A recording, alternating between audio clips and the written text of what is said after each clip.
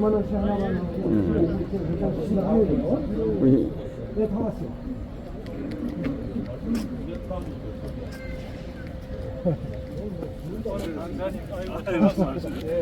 부산 맡기셔요. 아, 제 배낭이 있습니다. 대공원에 갔었는데. 예, 이제 다 왔습니다. 한 사람은 나중에 지금 오고 있으니까 중간에 합류하라고.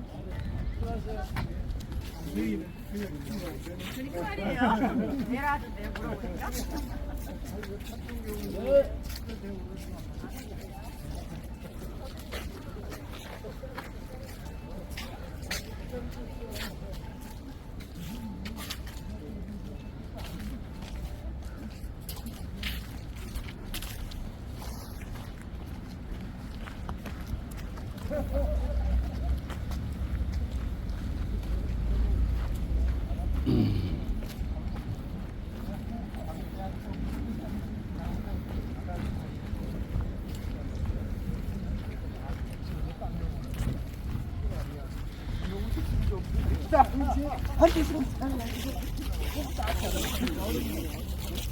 이 서울 촌놈이 돼가지고 우리 서브님 왔네. 서울 촌놈이 돼가지고 여기 선릉 여기 들어온 거는 처음이네.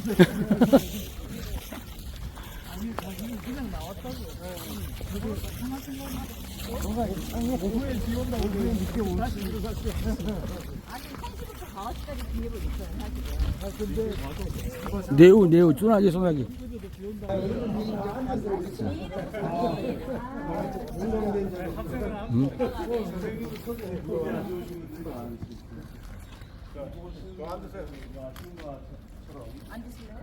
선능과 정능입니다. 옛날에는 선정능이라고 불렀는데요.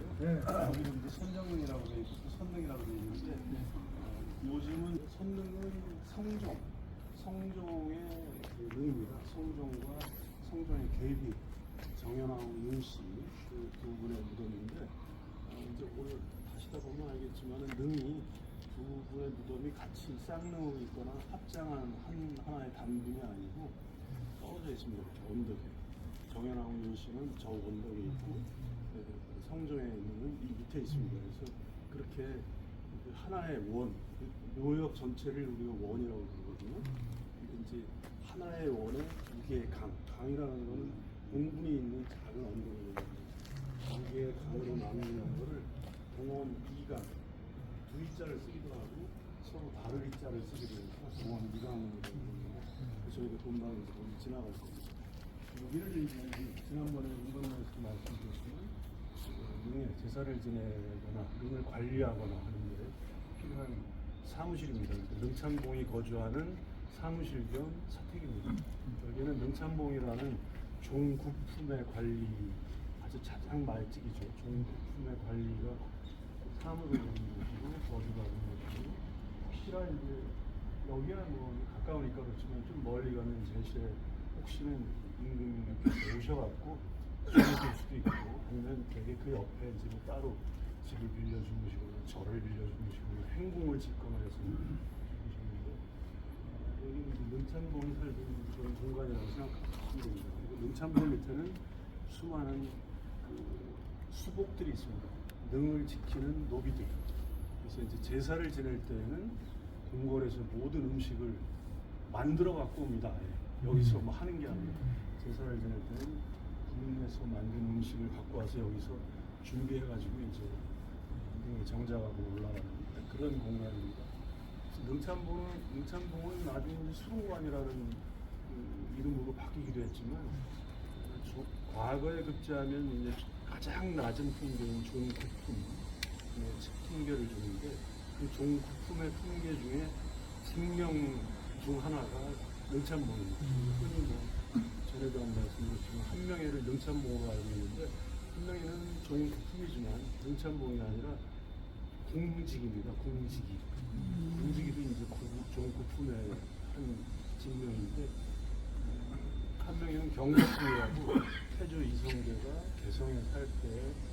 개성에서 살던 사적 잠저라고 그러는데 거기를 지키는 경덕궁이라는 이름이 나중에 불렀는데 돛을 지키던 참봉이었습니다.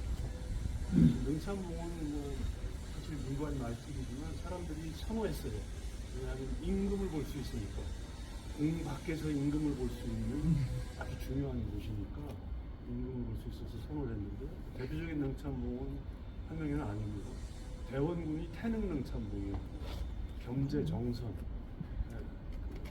그 다음에 조식 선생도 능참봉이었고, 송시열도 비록 보름 동안이긴 하지만 처음에 능참봉을 하다 때려치웠어요. 그리고 다시 과거를 와갖고 이제 중앙관직을 나왔는데, 이렇게 능참봉을 선호하는. 왜냐하면 이 임금을 능력으로 제사 지내러 임금을 만날 수 있으니까.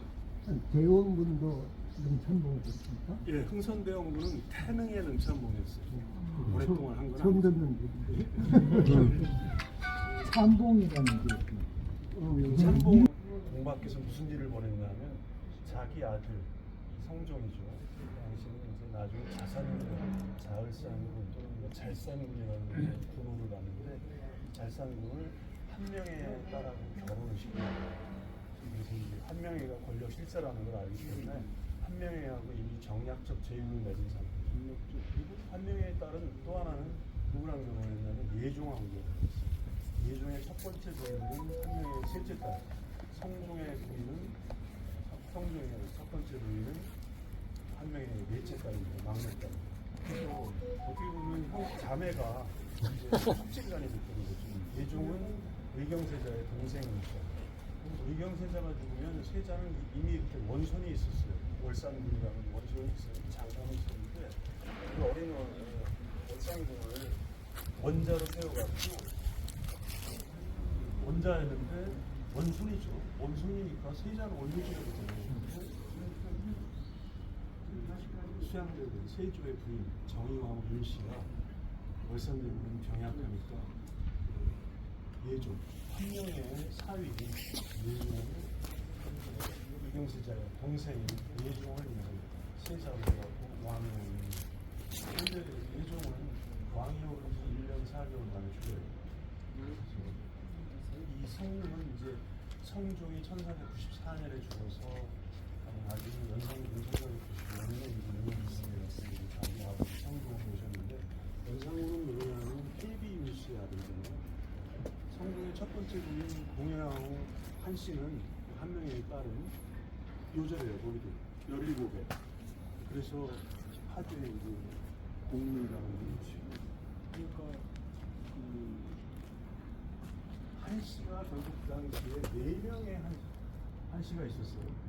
첫 번째 한씨는 세조의 부인 소해왕후 한씨, 모두 청주 한씨입니다. 그 다음에 두 번째 한씨는 한 명의 셋째 딸 예조의 부인, 그리고 세 번째 한씨는 성종의 첫 번째 부인 공예왕후 한씨. 그다음에 네 번째 부인은 예종이 첫 번째 부인 장순왕후 한씨가 죽으니까 안순왕후라는 왕후라는 계비를 드리는데, 거기서 한씨입니다.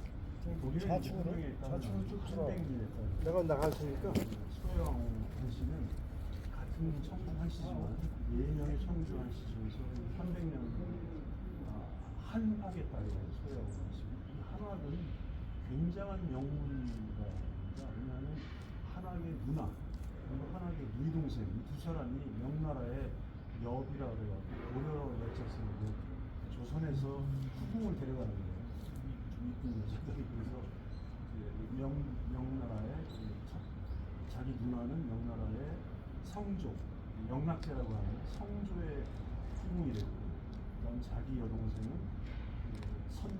선조라고 하는 보통 우리가 성덕제라고 하죠. 성덕제의 후비가 돼가지고 후궁이 돼가지고 자기도 명나라의 관장을 받고 깜깜이 됐죠. 그래서 세조가 장남을 이렇게 받고 단종할 때 왕위를 찬탈하고 단종을 나중에 죽게 했을 때 이 사람 한학이 명나라의 사신으로 가서 우리 대왕은 단종을 추천해주는 게 아니라 사상하는 게 아니라 단종이 선의하셨다, 양해하셨다 그 생각 하는 거예요.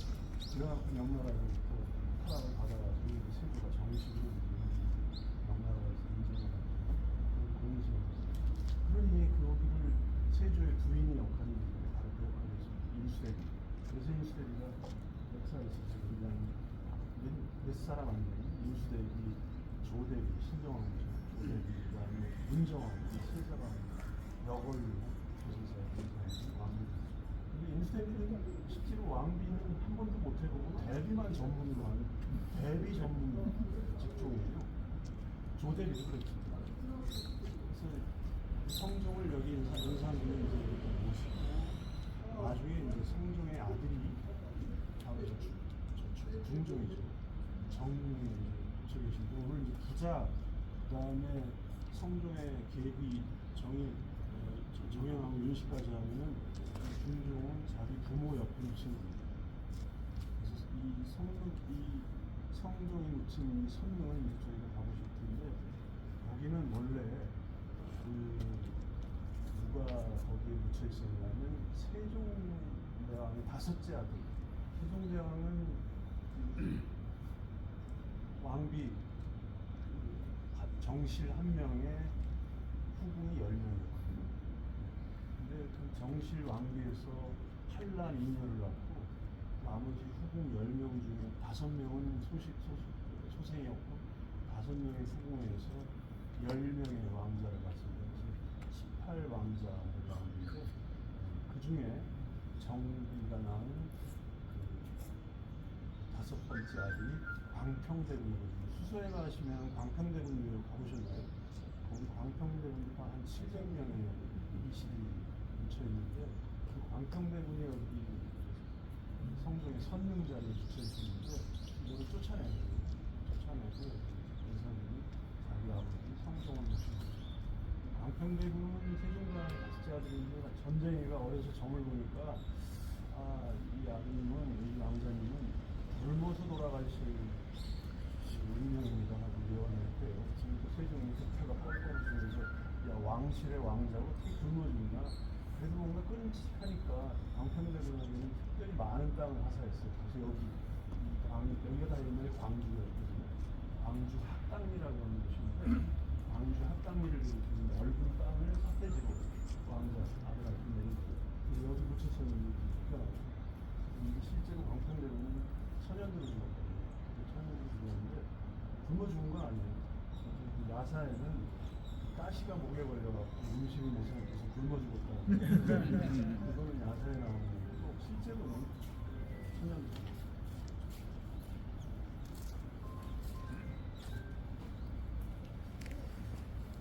성종 선임이 한번 가서 거기서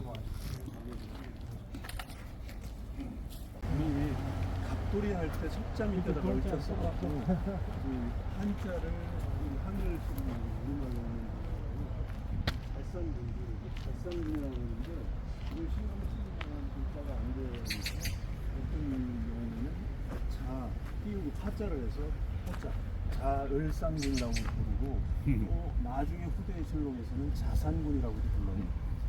자산군이 이제 왕에 오르게 되죠. 그리고 자산군을 왕에 바로 올릴 수가 없어요. 왜냐하면 지난번에 인권능에서 설명드렸을 때 정조가 누구의 양자가 돼갖고 왕에 올랐다고 했습니까? 교원세자. 영조의 장남 효장세자 양자로 들어가고 왕위를 승통했잖아요. 이 성종도 예종의 그 양자로 들어가서 예종과 장순왕후 안씨 장순왕후가 아니죠. 그때는 이미 장순왕후가 죽고 안순왕후죠. 두 번째 거기에 양자로 들어가고 왕이 오고 그래서 이 성종과 예종은 형하고 그 형제간에 자기 자손간에 이제 서로 교차해서 왕이 된 그런 케이스죠. 왕이 돼서 첫 번째 부인이 한 명의 공영하고 한씨고 두 번째 부인이 폐비윤 씨, 연산군의 엄마. 두 번째 부인 장순왕후에게서는 아들을 못 낳고 딸만 낳았어요. 그래서 두 번째 부인이 이제 연산군에게서 아들 낳은 게 폐비윤 씨에게서 아들 낳은 게 연산군이고 그 다음에 이제 세 번째 부인이 이제 폐비윤 씨가 사사되고 나서 이 뒤에 있는 정현왕후 윤씨, 하평윤 씨입니다. 정현왕후 윤 씨가 이제 연산군의 서모가 돼갖고 계모가 돼서 연산군을 어려서부터 키웠습니다. 그러니까 연산군은 어려서부터 정연왕후 윤 씨가 자기 엄마인 줄 알았어요. 근데 나중에 이제 그 성종이 죽고 나서 이제 묘지문을 작성하거든요. 신하들이 작성한 묘지문을 이제 읽어보고 그 문안을 이제 왕이 오케이 하면 돌에 새겨갖고 묘지 안에 묻는 거거든요. 거기 있다 보니까 낯선 윤씨 이름이 나오거든요. 윤기경이라는 이름이 나와요. 그러니까 이거는 누구 윤씨 다른 사람을 오타낸 거 아니야? 하고 이제 신하들한테 묻습니다. 그러니까 그제서야 이제 신하들이 윤기경은 그 외할아버지 하만 윤씨, 하만도 부왕군 윤기경입니다. 그러니까 어머니 돌아가신 어머니의 아버지입니다. 그러니까 우리 어머니가 돌아가신 건 아는데 근데 폐비가 됐다고? 이제 깜짝 놀란 거예요. 그래서 그날 다른 얘기는 없고 실록에서는 그날 연산군이 밥을 굶었대. 아무 말도 안 하고 침묵으로 이제 말도 하고 이제 그때부터 뭐 이제 마음에 상처가 생기기 시작하는 거죠. 그래서 폐비윤 씨가 이제 두 번째 부인이고 정연왕후 윤 씨가 세 번째 부인인데 이 정연왕후 윤 씨는 누구냐면 그 진성대군 그 중종의 엄마죠. 그러니까 연산군이 왕위에 있으니까 진성대군은 뭐 세자가 아니니까 별로 교육도 못 받고 그냥 군주의 교육을 제대로 못 받고 나중에 이제 중종 반정을 일으킨 세력들, 뭐 성희안, 박원정 이런 사람들이 반정 세력들이 왕으로 18살의 중종을 옹립한 거죠. 그래서 왕이 되죠. 이게 이제 정연왕후의 아들 중종입니다. 중종은 나중에 정릉에 묻혔는데 최종적으로 정릉을 묻혔죠. 최종적이라고 하는 이유가 있습니다. 가서 설명드릴게요. 정릉은 이제 편안할 정자, 이렇게 설자에다가 풀을 청차 쓰는 그 정릉입니다. 그래서 성북구 정릉은 달라요. 성북구 정릉은 태조의 첫 번째 부인, 향처라고 그러는데 고향에서 결혼한 그 함경도 출신의 첫 번째 부인, 이방원의 엄마죠. 그 신이 고황후라고 나중에 고종 때 황후로 이제 추정이 됐는데 여기는 신의 왕후죠. 신의 왕후 한씨. 여기도 안변 한씨지만은 실제로는 청주 한씨의 뿌리입니다. 신의 왕후의 무덤이 하나 배송이 있는데, 네, 근데 그 뒤에 병처라고 하는 개성에서 새로 두 번째로 얻은 부인 신덕왕후 강씨의 무덤이 정릉입니다. 정숙하다는 정자스. 그게 지금 어디냐면 영국문화원짜리였는데 한양 도성안에 있었죠. 뭐 태조니까 첫 왕이니까 그냥 거기다 왕릉이 자기 왕릉을 만들었죠. 근데 이제 나중에 태종이 도성안에 능이 있으면 안 된다. 고려시대부터 그랬거든요. 도성안에는 왕릉이 둘 수 있기 때문에 그 핑계로 자기 신의 왕후 한씨의 여섯 아들, 여섯째는 죽었습니다만 자기 방언이 마지막 다섯 번째 왕자인데 자기들을 제치고 두 번째 부인 신덕왕후 강씨의 두 아들 방간과 방석 중에서 방번과 방석 중에서 둘째 아들 방석을 세자로 세운 태조 이제 좀 골이 난 거예요. 그래서 아이씨 왕은 우리가 해야 되는데 왜 저놈이 세자가 됐어? 그래갖고 이제 억하심정을 갖고 있는 데다가 그거를 정도전하고 도모해갖고 자기 아들을 세자로 올린 신덕왕후 강씨를 쫓아내버린 거였죠. 성북구 정릉. 그 당시에는 한양 도성 밖에 사을한이라는 계곡이었어요. 그 구석에다 갖다가 무덤을 옮겨버리고 거기에 이제 신하들한테 땅 다 사고 그래갖고 막 일반인들이 그냥 왕릉 근처에 막 집을 짓고 이제 그렇게 해서 사실상의 폐허로 만들고 나중에 그 왕후의 칭호를 버리고 그냥 후궁으로 강등시켜 버렸어요. 나중에 이제 다시 왕후로 다시 승격이 되죠. 아마 숙종 때인가 뭐 그래서 정연왕후 씨의 아들이 진성대군인데 중종 반정을 일으킨 성희안 박원종의 세력에 의해서 중종으로 추대되고 나머지 이야기는 또 정릉에 가서 우선 여기 성릉을 한번 옆에서 보실 텐데 선릉 복습입니다. 여기 신로는 없네. 신로가 없어. 신로라는 건 없어요. 향로하고 지나가는 길, 향로, 인근, 처음 가는 인근 지나가는 길, 이 바깥에 풀밭으로는 신하들이 지나가는 거예요. 그래서 양릉에서는 향로는 걷지 않고 어로만 걸을 수 있습니다. 보시면 성리학의 호주광을 상징하는 땅은 네모나고 각이 지고 하늘은 둥글다 해가지고 각진 주축도 부분에다가 먼 앞으로 나가는 파축색 붉은색을 칠한 연기를 칠한 홍살문이죠. 이게 이제 여기부터가 그 조상신의 영역으로 들어가는 곳이다. 그래서 아까 제실에서부터 여기까지는 그 진입공간이라고 그러고 여기부터 제사가 이루어지는 저 정자가까지는 제향공간이라고 그러고 그 이후로는 이제 눈치공간 세 부분이지.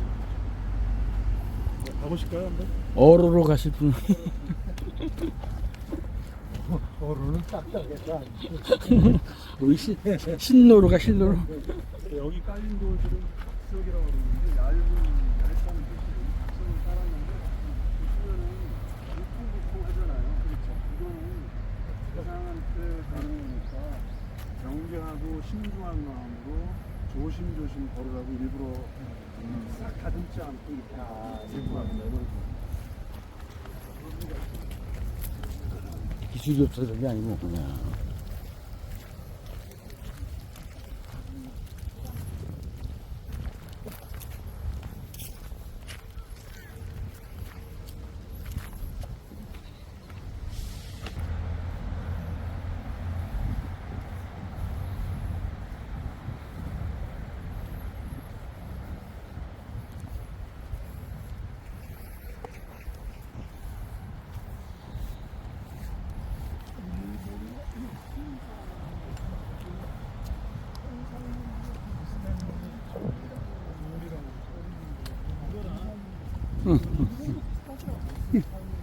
여기 늦게 오고 그래요.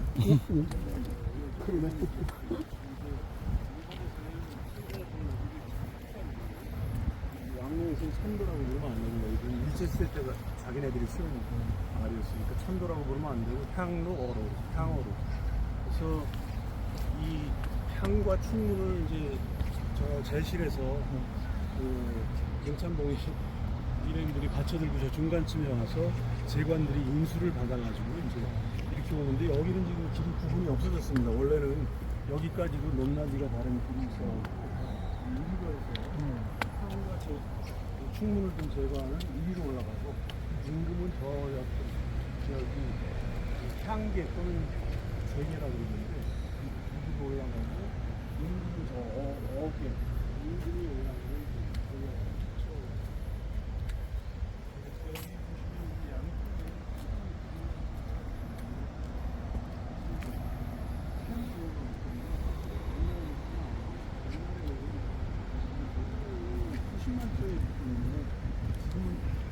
개발하면서 이렇게 쪼그라든 거죠.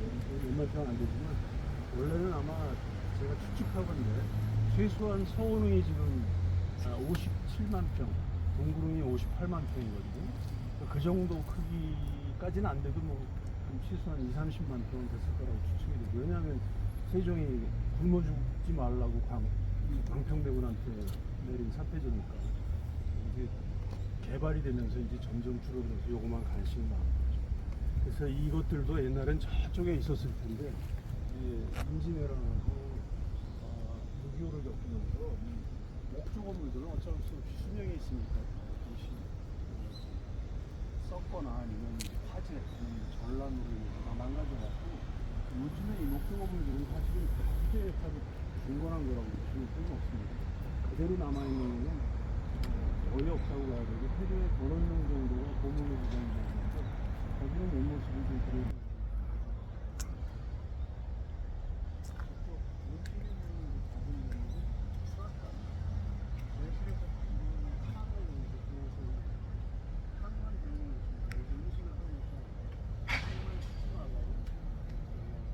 수복당이라 그래서 능을 지키는 능참봉 밑에 수복들, 노비들의 숙직실입니다. 그래서 당직하면서 비가 오면 이제 올라가서 능이 괜찮은지 점심을 하고 가끔 껴안기도 하고. 지난번에 정도 아버지 능참봉 닭 한 마리씩 매주라고 합니다. 그래서 그 능참봉에 부하들이 여기서 당직하면서 능을 지키고 낙엽 쓸고 능 무너졌나 안 무너졌나 폭우가 내리면 보든 그런 당직실입니다. 조그만 방 침실이죠. 여기 오면 제일 먼저 비각이라고 부르는 이 비각 안에는 능의 주인이 누군가를 알려주는 표석이 있습니다. 비석이라고 하는 표석, 표한다 표석이 있는데 표석을 한번 보시죠.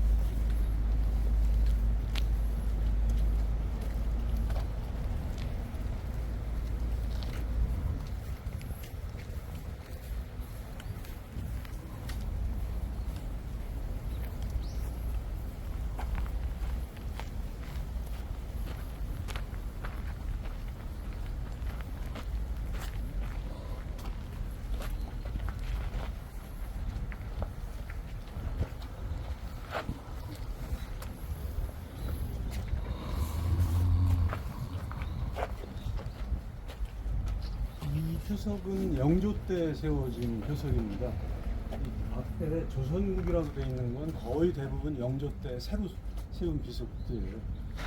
옛날 비석들은 표석들은 다 나무되고 흔적이 없어져 갖고 영조 때 영조하고 고종 때 이 표석들을 상당히 많이 재단장을 합니다. 그래서 영조 때 세운 표석인데 영조 때는 조선국이라고 쓰고 성종대왕 선릉 그다음에 옆에는 정현왕후 부좌강 이렇게 써 있죠. 이게 무슨 얘기냐면 조선국은 무시해버리고 여기가 두 줄이면 두 분이 계시다는 얘기예요.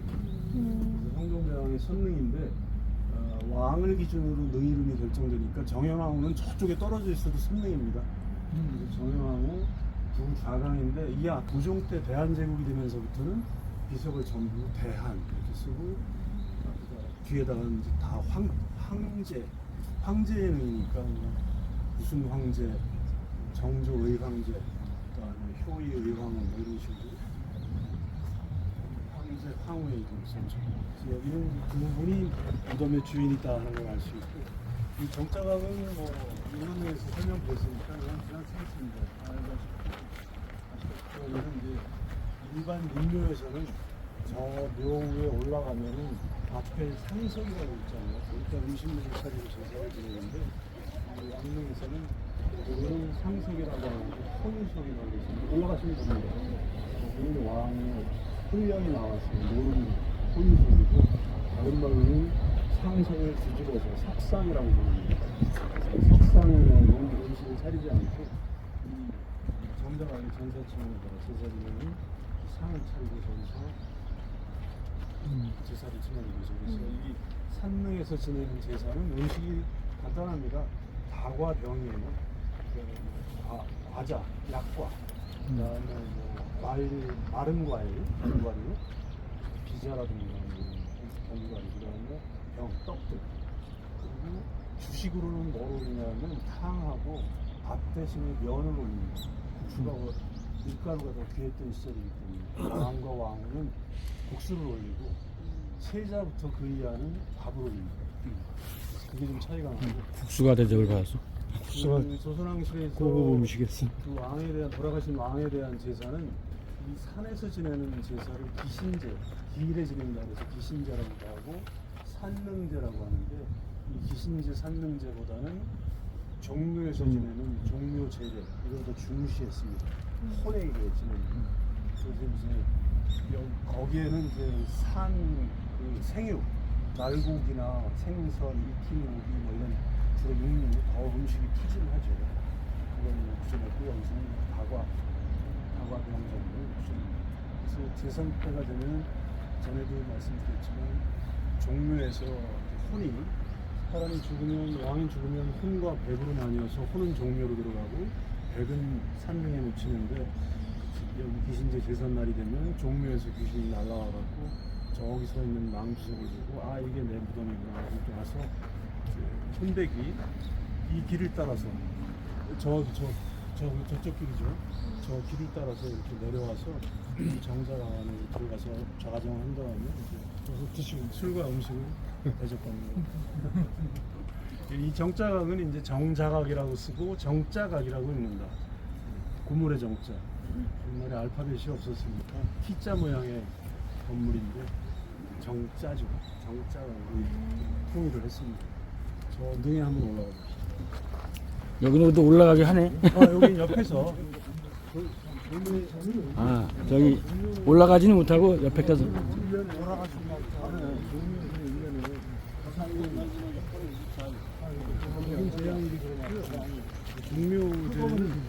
종묘제례는 원래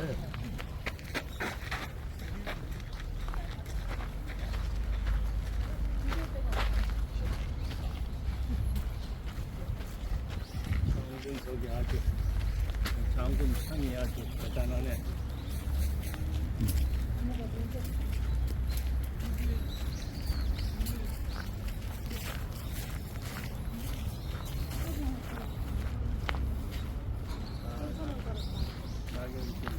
떨어진 거리가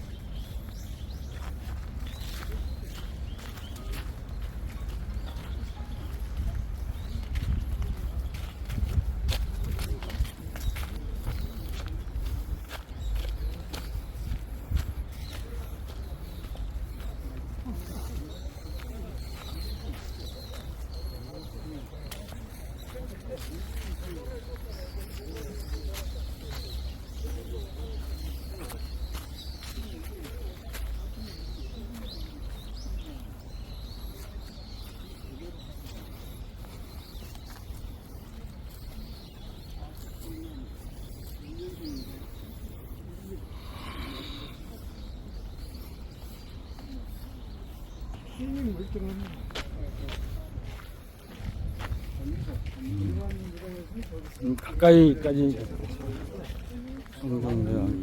이게 혼백이 여기는 백이 있대요, 백이. 어디 가니까 저기 5개라고 밑에 받침이 4개가 아니고 5개 있는 데가 있다고 해서 내가 한 5개 있는 거 있어요. 저 필은 동그라미 필은 보석이라고 그러는데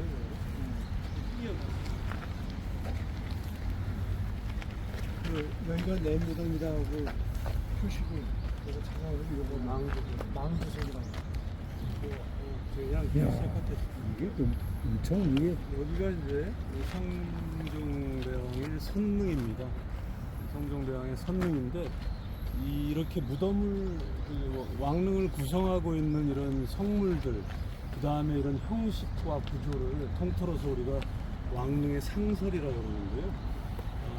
하나하나 설명을 드리면 여기는 이제 처음 올라가 보시죠. 저 문건릉 가서는 능에 못 올라가고 밑에서만 제가 설명드렸잖아요. 이제 실제로 모습을 보실 수 있습니다. 저 이제 왕의 능 그 봉분이 있잖아요. 저걸 이제 능침이라고 부르기도 하고 능상이라고도 부릅니다. 그 능상을 중심으로 해갖고 이제 세 계단으로 나눠져 있죠. 여기가 하계, 중계, 상계입니다. 그래서 이 전체는 능침 공간이라고 그러는데 여기 비둘기들이 있는 데까지가 하나의 강입니다. 강. 그리고 여기에는 지금 안 보이는데 이 능을 둘러싸고 있는 이 담장을 곡장이라고 해서 왕이 살았을 때 궁궐의 담장을 상징하는 거예요.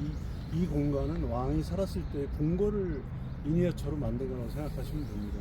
그래서 이 곡장 뒤쪽으로 이렇게 올라간 언덕이 있는데 거기가 이제 혈이 내려오는 공간입니다. 그래서 그 혈자리가 저 뒤에 원래 있어야 되는데 지금은 뭐 다 여기 개발하고 그래갖고 뚜렷하게.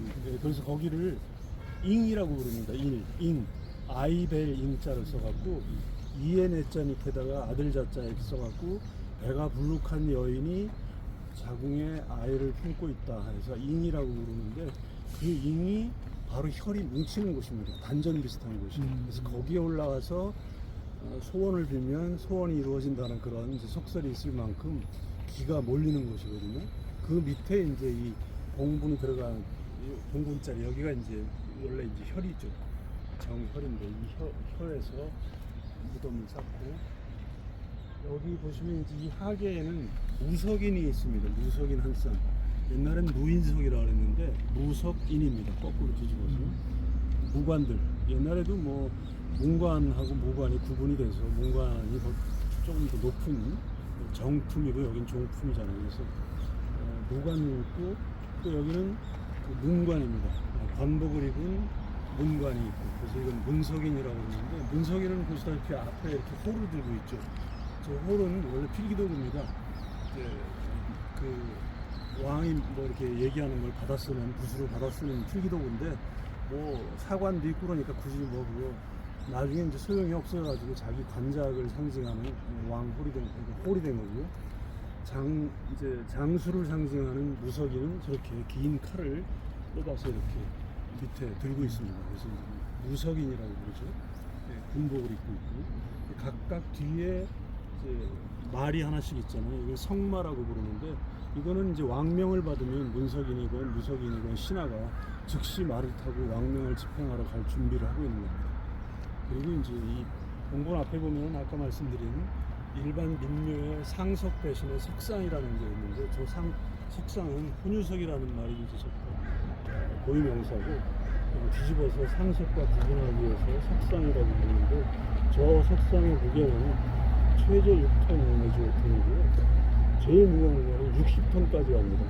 그래서 저 석상 때문에 도구를 못하는 거예요. 왜냐하면 이 왕의 능침은 이렇게 파서 내려가는 게 아니라 인문 묻을 때 이 석상 밑으로 해서 파서 니은자로 가갖고 묻고 그 휠에다가 묻어버리니까 위에서는 팔려면 맨날 며칠이 걸려요. 요즘 같은 포크레인이 있거나 기중기가 있으면 기중기로 드러내고 포크레인으로 파면 되는데, 이 도굴이라는 게 뭐 하룻밤 사이에 끝내야 되는데 맨날 며칠 한 달 해갖고 할 건 아니잖아요. 그러니까 도굴을 못한 거예요.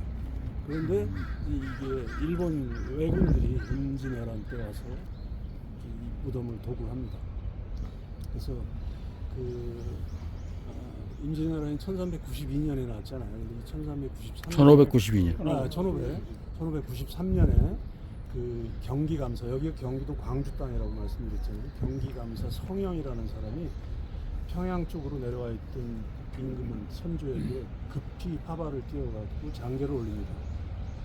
태능하고 강릉이 침해, 파헤치다가 말았어요. 완전 도굴은 안 되고,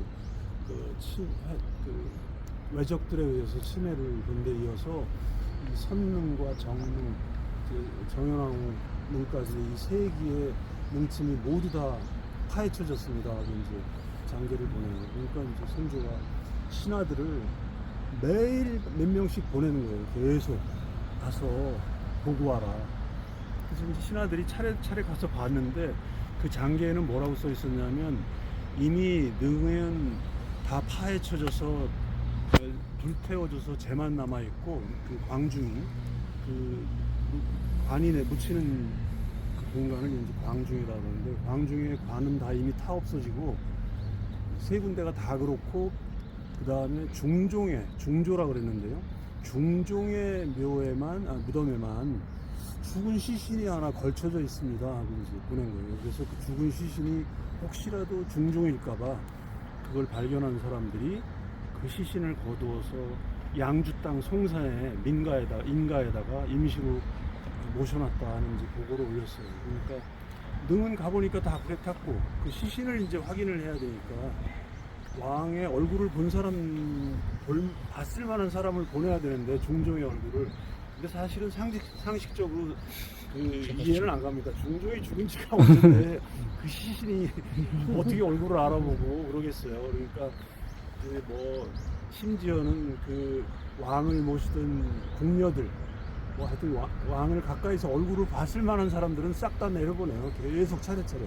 근데 갔다 와서는 전부 하나같이 하는 말이, 그분이 중종 선대왕 성조 신지는 모르겠다. 다들 아리까리하게 그냥 책임 없는 대답을 하거든요. 아닌 건 뻔히 아는데.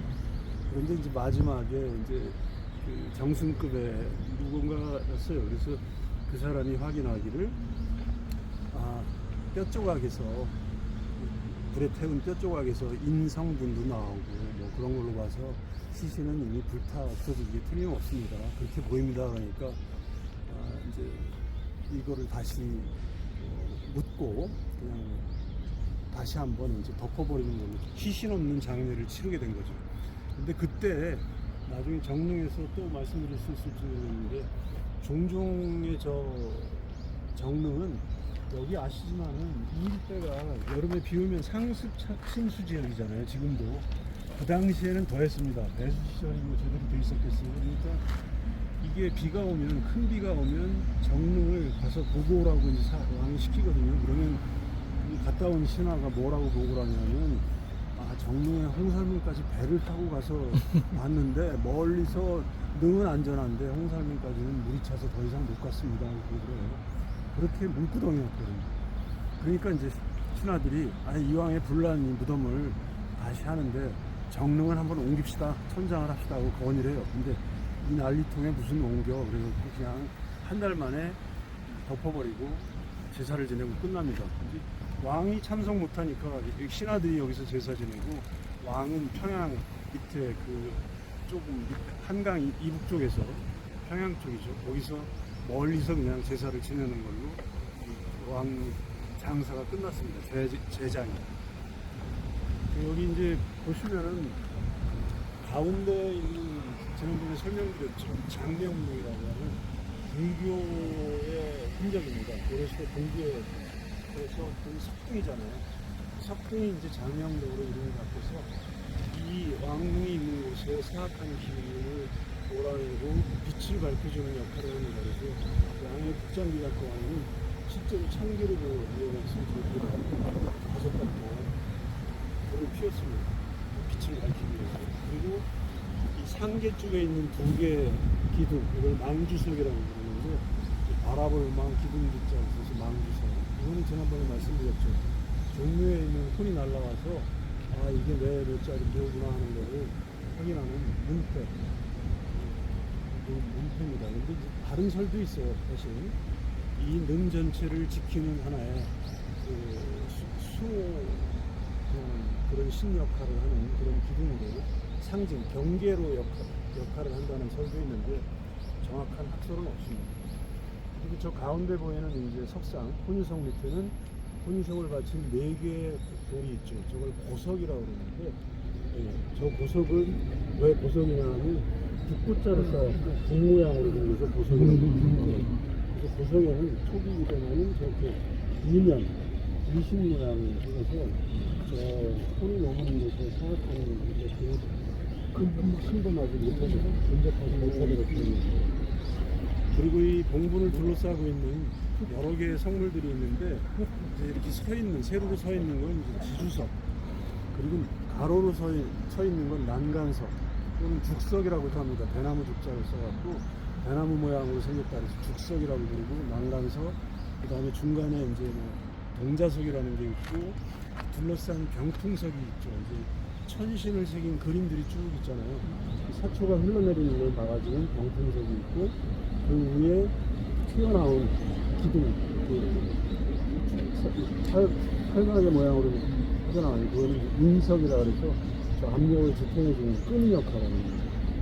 그래서 이거는 이제 무슨 투기의 무덤이니까 보통 병풍석이 남아있으면 나중에 병풍석을 없애버립니다. 원래 세조 때부터 없앴는데 성종의 아들이 여장님이 아주 힘을 과시하느라고 세조가 금지한 병풍석을 세운 거예요.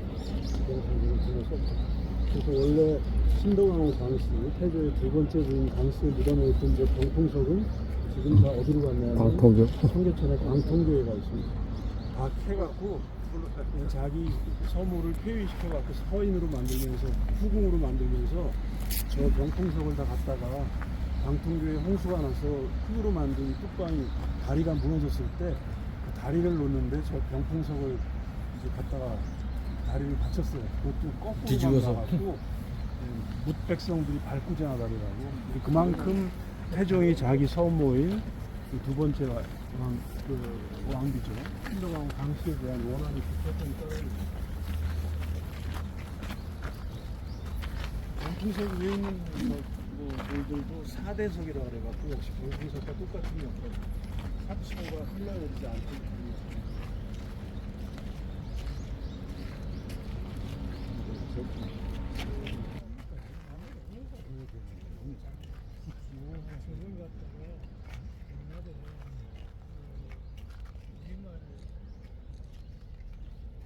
표기 때문에 왔다 갔다 교육부에서 생활 이 오로 정했어. 아예. 그러니까 그러니까 성우가 지금 이게 다 하고 나. 조립해가지고 실제로 주동이 양하고 호랑 석양이 속인데 석양이 실상 10%가 실상 내성인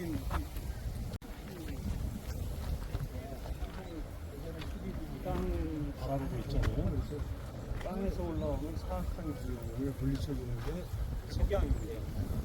그리고 석호는 우리가 흔히 산군이라고 부르는 호랑이잖아요. 그러니까 이 산에 들짐승 그 야수들로부터 야생 동물로부터 늘 보호하는 역할을 하는데 그쪽에다 있는 거에 똑같이 있습니다. 점점 뒤에 여기는 지금 새쌍식이에요.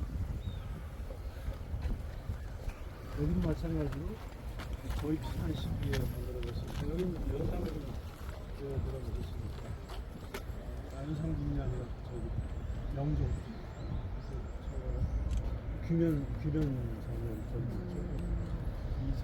이제 조선왕릉은 자기네가 숭유 포를 해갖고 주로 이제 유교 성리학을 근간으로 하지만은 고려의 흔적인 석등 같은 불교 문화 그리고 아까 제시를 우리가 제실이라고 부르잖아요. 불교에서는 제사라고 안 하고 제를 지내서 제를 올리는 제시. 이것도 불교의 흔적이고 여기는 없지만 소전대라는 게 있습니다. 충문을 태우는 아까 그게 근데 이제 소전대라는 게 있었는데 그게 불교의 그 잔재입니다. 그러니까 돈을 태워서 죽은 사람한테 모잣돈 가져가라는 그런 소전대가 있었는데 본전자예요. 근데 나중에 이제 태종 때까지만 그렇게 하고 그 다음부터는 소전대를 없애고 예감이라는 걸로 바꿨습니다. 예감은 땅에 구덩이를 파고 돌을 만들어 갖고 돌로 네모진 우물을 만들어서 거기서 충문을 태우고 묻어버리는 거죠. 그러다가 이제 거기 벌레가 꼬이고 뭐 이게 산불이 날 수도 있고 그러니까 여기다 뚜껑을 덮어버리고 그 다음에 이제 불교와 성리학 말고 또 하나의 사상이 들어가는데 풍수지리기예요. 풍수. 배산, 임수.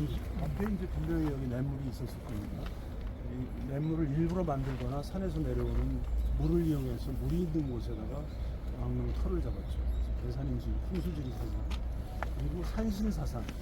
원래 여기는 없지만은 이 앞에 산신석이라는 게 있어요. 이 산의 임자인 산신령님한테 우리 조상님 이거 좀 잘 돌봐주세요. 인사하는 산신석이 있는데 여기 좀 이게 다 이제 축소되면서 없어졌을 겁니다. 이 산신석에다가는 뭐 음식을 놓고 제사 지내는 건 아니고 능 제사가 끝난 다음에 거기서 인사를 하는 겁니다. 거실에 하는 게. 나중에 이제 망룡이라고 해서 제관의 충문을 태우는 것까지 다 끝나면 이제 음복을 했습니다. 내려가서 저쪽 정릉 쪽으로 이제 한번 동네들이 왜 저쪽에 왕릉은 없어요? 어디요? 아까 거기 있었잖아요. 있었어요? 근데 다 있었는데 제가 설명을 안 드렸어요. 똑같습니다. 풍세관이 광만 아니에요. 초기에 다 했는데 세조가 병풍석 하나 만드는 게 경제적인 또 비용이 사람들의 나든다. 노고가 너무 크니까 농민들이 이제 농사 짓다가 석수들 불러가지고 저런 거 돌 날르고 그다음에 석수가 또 저걸 쪼가서 만들고 하는 그 품이나 노력이 너무 하지 말아라. 세조가 하지 말아라. 나부터는 간소화해라 해가지고 자기 요구를 아꼈고 근데 이제 흥정은 상당히 이제 아버지에 대한 성품을 자라나려고 좋아하는 시즌이에요. 할수 없거든요.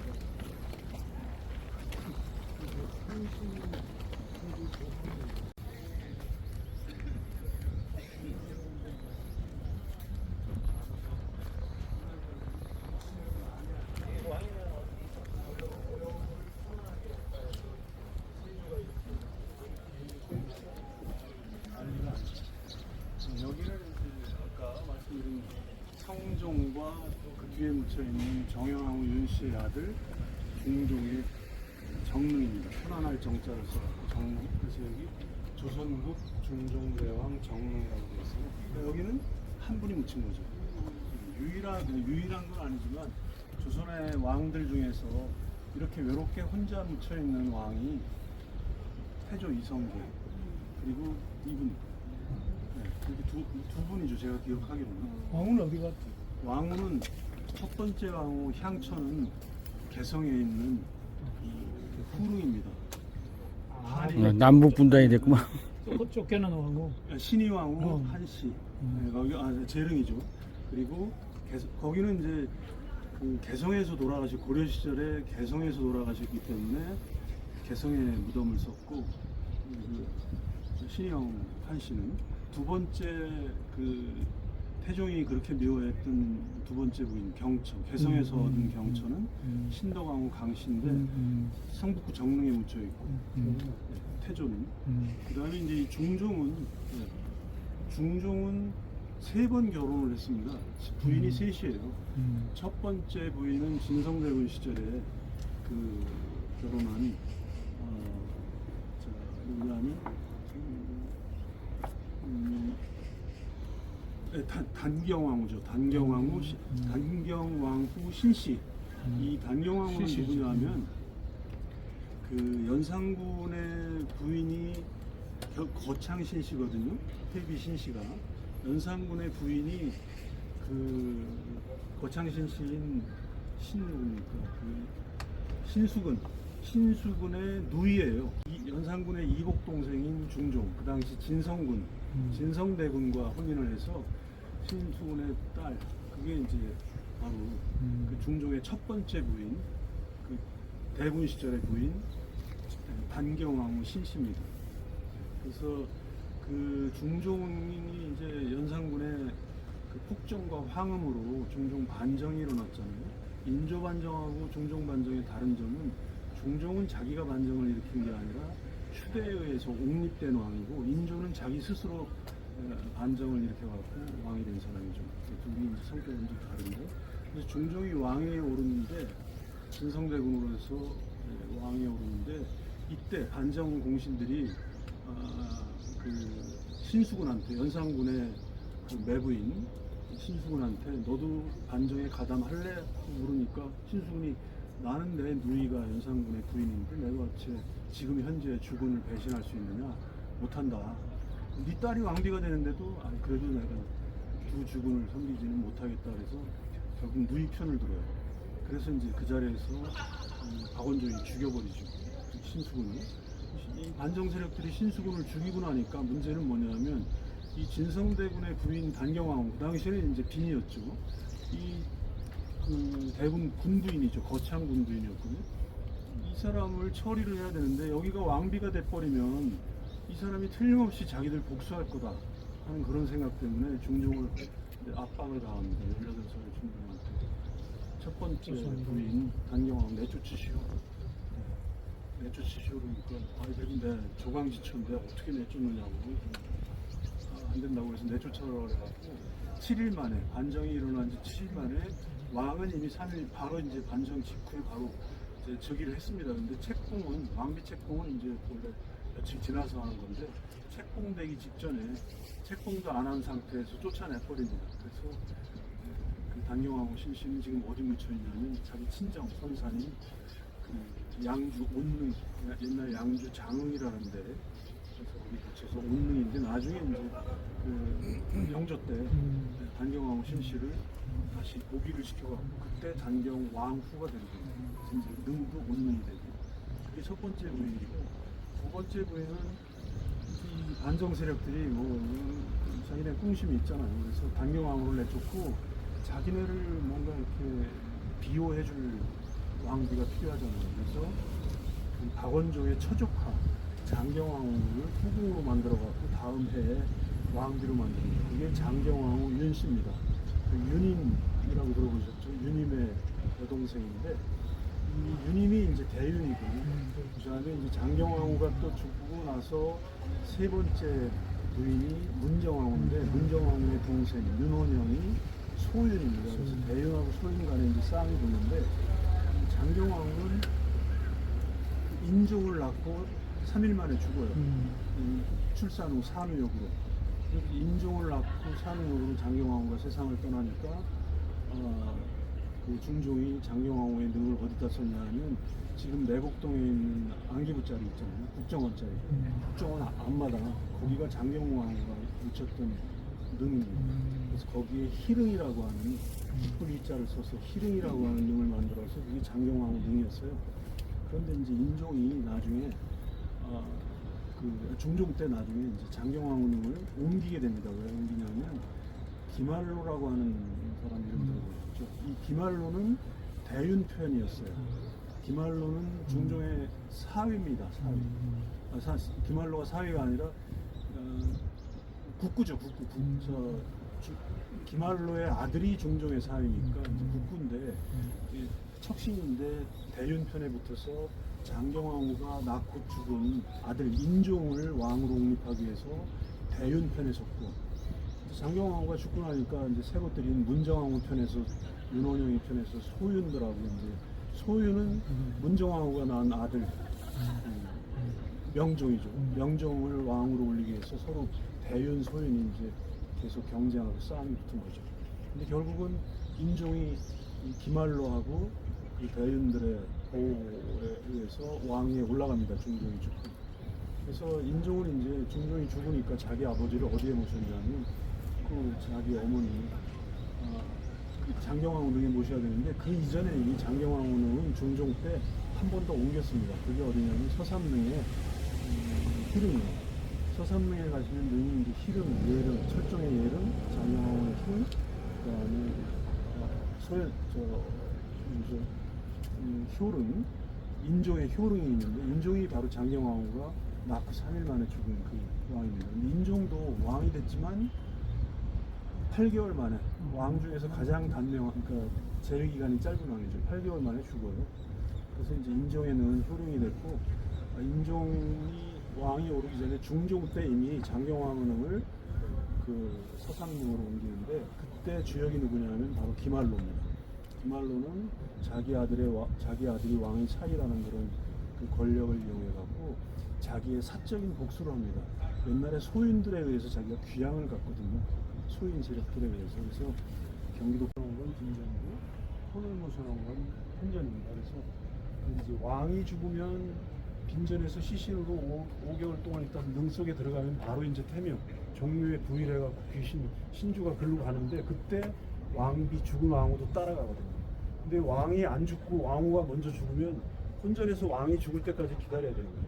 혼전이 남아 있는 거죠. 그래서 이제 이 도감들을 총괄하는 사람을 삼도감 총호사라고 그랬는데 그 삼도감 총호사가 희릉 당시에 누구였냐면 정갱필입니다. 이 정갱필이 그 당시 영의정이 남곤이었는데 이 사람들이 그 기말로를 귀양 보내는데 앞장서거나 아니면 묵시적으로 묵인을 했어요. 그래서 그 복수를 하는데 남곤은 이미 죽어서 무덤에 묻혀 있으니까 살아있는 정갱필이한테 복수를 하기 위해서 정갱필을 귀양 보내라 그래갖고 귀양 보내요. 그리고 남곤은 죽은 사람 그 관자가 삭탈하는 추탈을 해버리죠. 그래서 이제 기말로가 권력을 잡았는데 결국은 그 덕에 인종은 나중에 무사히 왕위에 오르죠.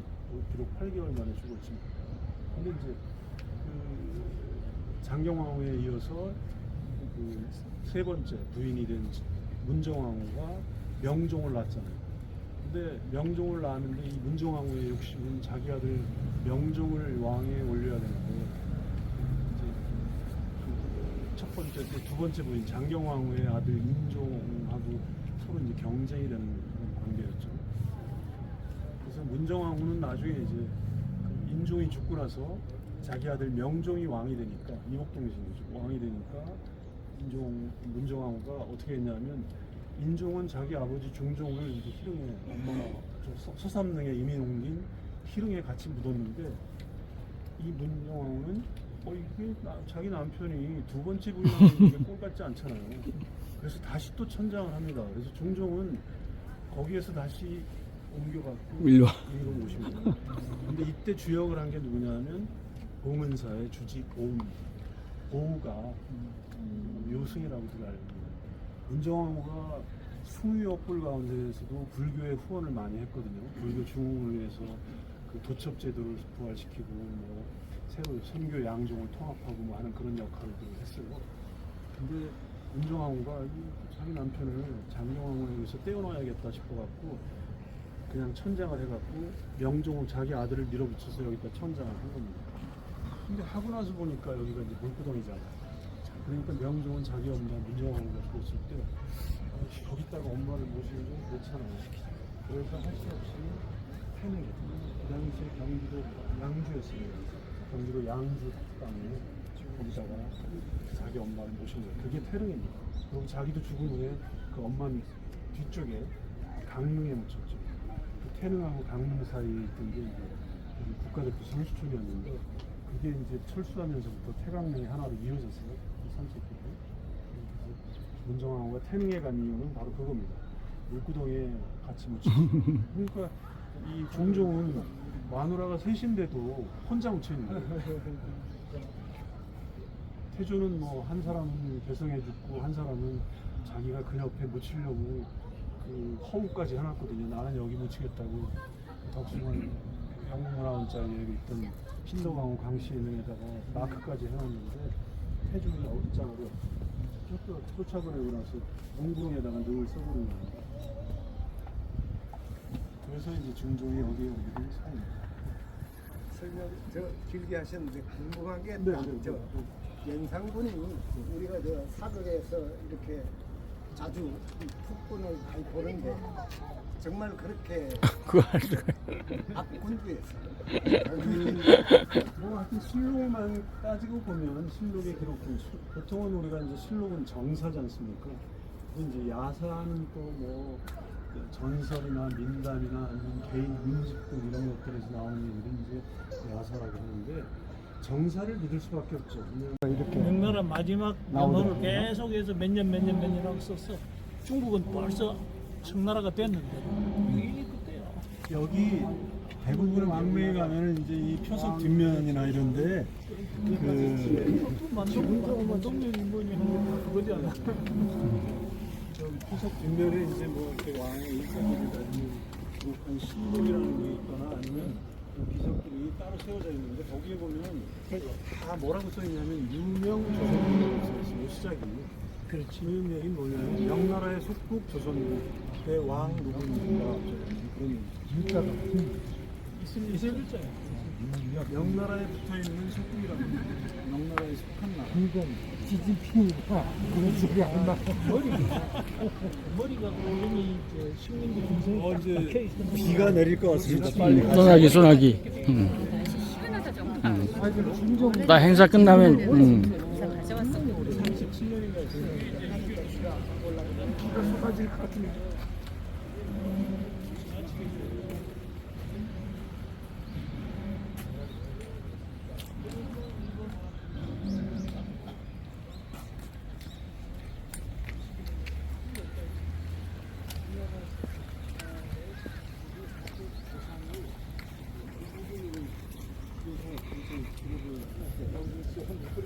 이용하게 다뭐 명나라 때 어디서 언제 중국에서 건너온